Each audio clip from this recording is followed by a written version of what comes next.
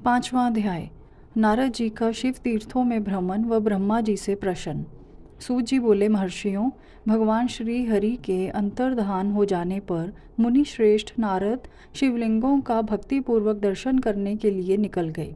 इस प्रकार भक्ति मुक्ति देने वाले अनेक शिवलिंगों के उन्होंने दर्शन किए। जब उन रुद्रगणों ने नारद जी को वहां देखा तो वे दोनों गण अपने शाप की मुक्ति के लिए उनके चरणों पर गिर पड़े तथा उनसे प्रार्थना करने लगे कि वे उनका उद्धार करें। नारद मुने, हम आपके अपराधी हैं। राजकुमारी श्रीमती के स्वयंवर में आपका मन माया से मोहित था। उस समय भगवान शिव की प्रेरणा से आपने हमें शाप दे दिया था।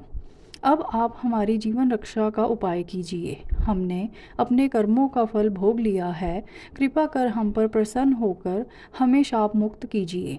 नारद जी ने कहा, हे रुद्रगणों, आप महादेव के गण हैं एवं सभी के लिए आदरणीय हैं। उस समय भगवान शिव की इच्छा से मेरी बुद्धि भ्रष्ट हो गई थी, इसलिए मोहवश मैंने आपको शाप दे दिया था।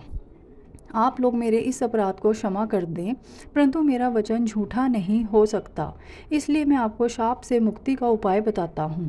मुनिवर, विश्रवा के वीर्य द्वारा तुम एक राक्षसी के गर्भ में जन्म लोगे। समस्त दिशाओं में रावण और कुंभकर्ण के नाम से प्रसिद्धि पाओगे।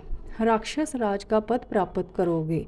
तुम बलवान व वैभव से युक्त होगे। तुम्हारा प्रताप सभी लोकों में फैलेगा। समस्त ब्रह्मांड के राजा होकर भी भगवान शिव के परम भक्तों में होगे।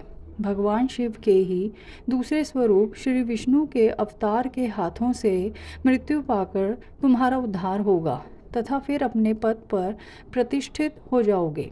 सूत जी कहने लगे कि इस प्रकार नारद जी का कथन सुनकर वे दोनों रुद्रगण प्रसन्न होते हुए वहां से चले गए और नारद जी भी आनंद से सराबोर हो मन ही मन शिव जी का ध्यान करते हुए शिव तीर्थों का दर्शन करने लगे। इसी प्रकार भ्रमण करते करते वे शिव की प्रिय नगरी काशीपुरी में पहुँचे और काशीनाथ का दर्शन कर उनकी पूजा उपासना की।